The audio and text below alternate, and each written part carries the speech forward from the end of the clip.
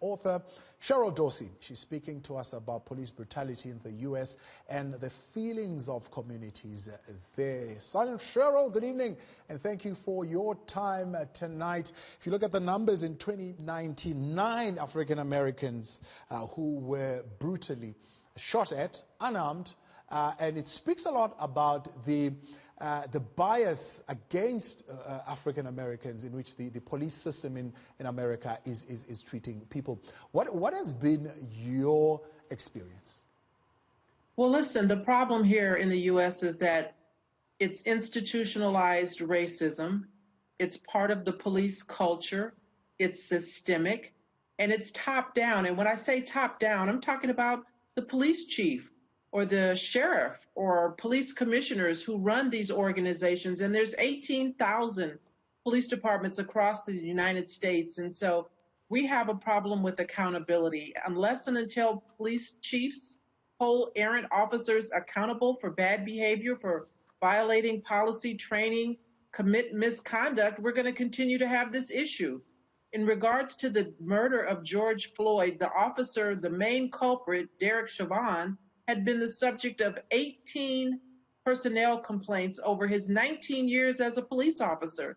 Surely, had that police chief done the right thing at complaint 6 or 7, fired Mr. Chauvin, George Floyd may very well be alive today. How does he, and that's a question many of us in South Africa have been asking, with those 18 complaints against him, how does he continue to be a police officer? Well, because I think police chiefs are obligated more to the department, and so they minimize and they mitigate bad behavior. They seldom admit wrongdoing until it makes national news. I know from my own personal experiences, my community has been complaining about police abuses for years, and it wasn't until 1992 when we saw the Rodney King beating that finally they had to admit that yes, this occurred, but still, even in that, tried to minimize and mitigate it. And then fast forward to 2014 in Ferguson, Missouri, we had protests because of an officer shooting and killing a young African-American man, and nothing has changed since that time. Let's address the elephant in the room then. How do we begin to rebuild trust of the community in the police? What we have seen with the protests is that some police officers have actually sided with the protesters, some of them even taking the knee. We've even seen the National Guard at some point taking the knee. There's a whole debate about whether or not that National Guard member will be taken to trial or arrested immediately for defying orders. But we have seen that kind of move towards a reform. Is it enough? Does it go far enough? Listen, that's all, a great photo op, but substantively it does nothing to move the needle. And so unless police chiefs who serve at the pleasure of an elected mayor is held responsible and accountable for not taking errant officers to task, then you won't build community trust, because you can't even get a police chief to first admit that there's a problem with officers within that agency. And so if they don't admit there's a problem, then there's nothing to fix. So we need an admission, we need acknowledgement, we need, when officers show you who they are, they need to be terminated and removed from the police department. And then community members need to get involved and engaged when these officers go to trial by responding to jury summons and be a part of that process. Be on that jury when it's time to make a decision, so that the penalty that the officer receives in terms of a prison sentence is commensurate with the type of crime that they've committed. The first black president of America, Barack Obama, speaking for the first time yesterday. He's urged police reforms. He's also said there should be a ban on shooting at moving vehicles and on some forms of restraints used by police, for example, chokeholds and stranglehold. What's your feeling? Well, there are certain policies that prohibit that, but even in that, we still have officers who commit those acts. We saw in New York, a New York Police Department officer choked Eric Garner to death in 2014 in violation of that prohibition to use a chokehold. And then what did they tell us? It wasn't really a chokehold. We have laws and policies with regards to shooting at fleeing vehicles and yet officers still do it. The problem is that when they commit those policy violations, there's no penalty, there's no consequence. And so if you don't do anything, police chiefs don't do anything to deter the bad behavior, you're in essence condoning it and signaling quietly to the officers, continue, please. The actions of young people during particularly the passing of George Floyd, and we've seen many of them taking to the streets. This has been spread throughout the United States, but even outside of the United States, we've seen a lot of countries in solidarity with the black folk in the United States against what has happened to George Floyd. Has that voice done enough? Is it filtering through to the powers that be in as far as the response? I know yesterday the Attorney General saying not only Chauvin will be charged, but the other 3 police officers as well.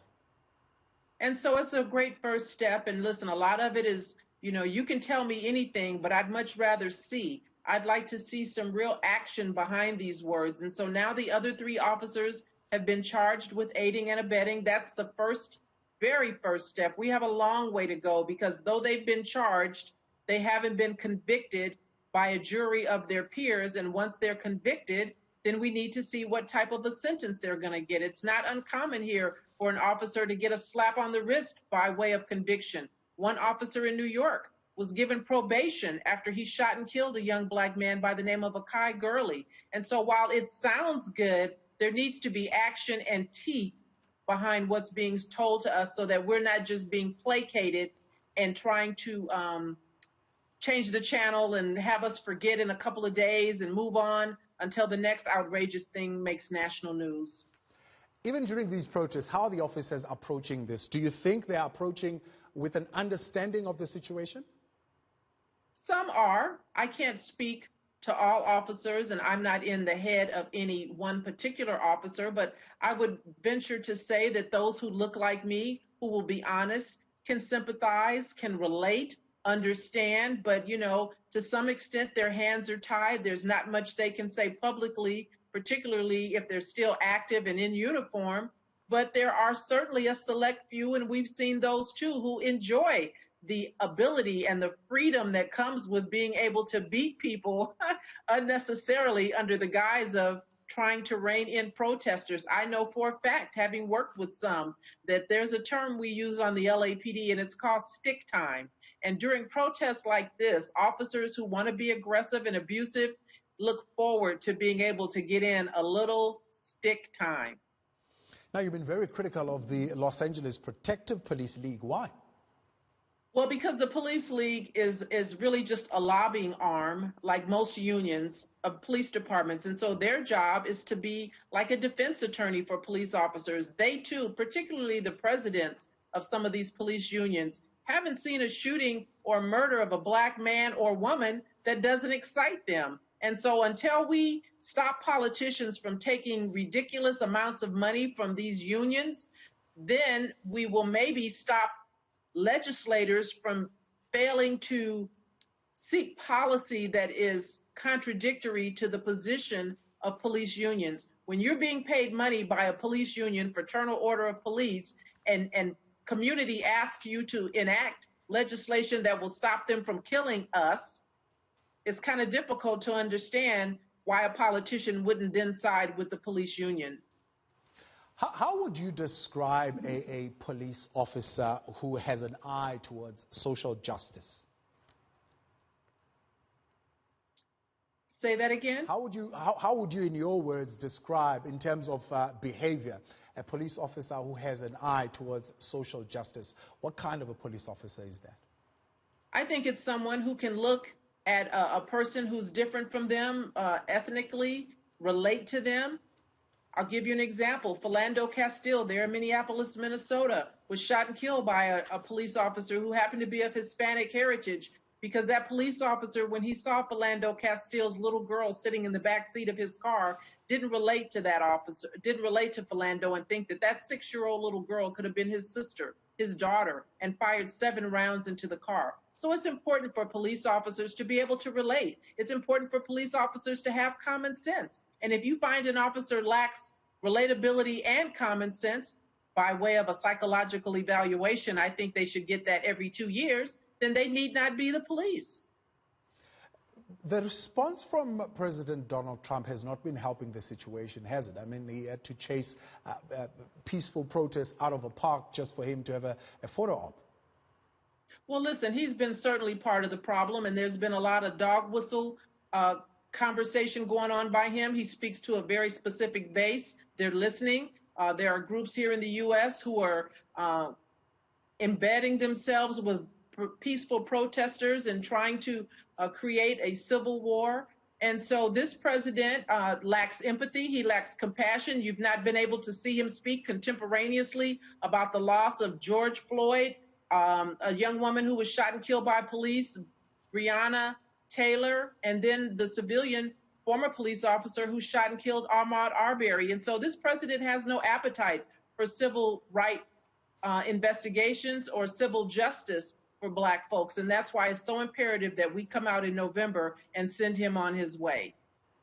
So I wrote my autobiography, and that's what it is, Black and Blue, the creation of a social advocate, because I wanted, number one, folks to understand what it is to look like me and be on a major metropolitan police department. I wanted to use my own personal lived experiences as a Black woman, as a mother, and as a police sergeant to help folks understand what it is that they need to do to survive police encounters, because we're seeing too many instances where young men and women have lost their lives at the hands of an errant police officer, and when family members would ask questions of police chiefs because they're savvy, they would say, well, you don't know what it is to be a police officer. They have to make split-second decisions, and it's really tough. And even recently, they said, you know, you can't burden a police officer with having to really think about using deadly force as a last resort rather than a first resort. That's just too much pressure on an officer. And so I'm here to tell you in my book what I did in my 20-year career, how I spent 20 years working units like Operation South Bureau Crash, which is our gang detail. I was on the streets for 20 years. I never shot anyone. And so I'm living proof that it's possible to be effective as a law enforcement enforcer, to be compassionate, to treat people with dignity, even when you have to take them to jail. And I want young folks to know that you cannot win if you try to hold court curbside with a fool. You need to comply and complain about the treatment much later. But trying to debate and argue with a police officer will get you arrested for interfering or obstruction of justice and create a criminal record that could be life-altering for you. And so that's the genesis and the passion behind me writing my autobiography. Yeah, you could have started a movement, a whole civil rights movement, maybe even a political party, but you chose this route. Why? Well, because I think I'm more effective, you know, talking to people honestly, candidly, without any restriction or censorship, based on what I know to be true because I lived it. And so I'm just speaking to people, and I say things that may resonate with some. It may bother others. They may not like what I say, but what they can't ever do is say that I'm not telling the truth. It's my life. I lived it, and I share it with you so that I can help you survive if and when you ever encounter a police officer who is intent on taking your life and having only one version of the story of that encounter, and that's the one that they give. What are your former colleagues saying? Because essentially you're exposing the LAPD in this particular book. I speak truth. I speak truth because, like I said earlier, if you don't admit there's a problem, listen, by and large, police officers around the country join for the right reason, and some wind up working with partners who taint and jade them in a way that becomes detrimental not only to the officer, but to the community. And so I speak truthfully about what I think is wrong, how I think we might start to change it because it's cultural, it's systemic. And I say this not because I'm anti-police, but because I devoted 20 years of my life to this occupation, and I want to see officers who tarnish the badge removed and replaced with folks who are more like-minded with me. And the experience was not just racism or even reverse racism, but there was also sexism that you experienced even as a police officer.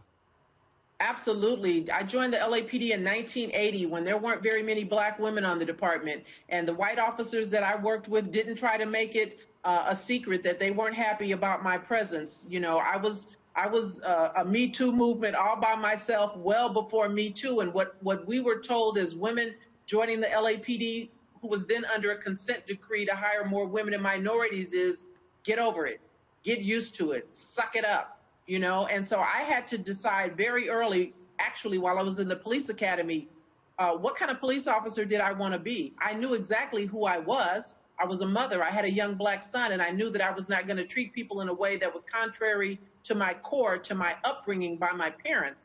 And so I'm a fighter.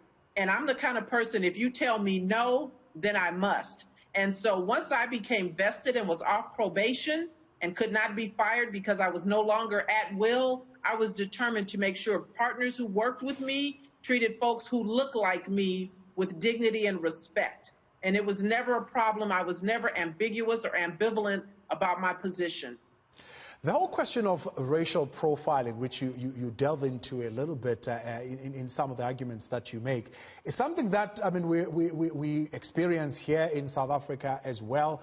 But what was quite interesting in this past week is that what we have seen on social media is one clip of racial profiling where an FBI officer, black, was racial profiled right up until they went into his pocket and they actually saw his badge, and the whole demeanor of the police officers changed, which really does say it's not really about that you're an ordinary member of society. Even those in the force go through a similar kind of discrimination and really humiliation.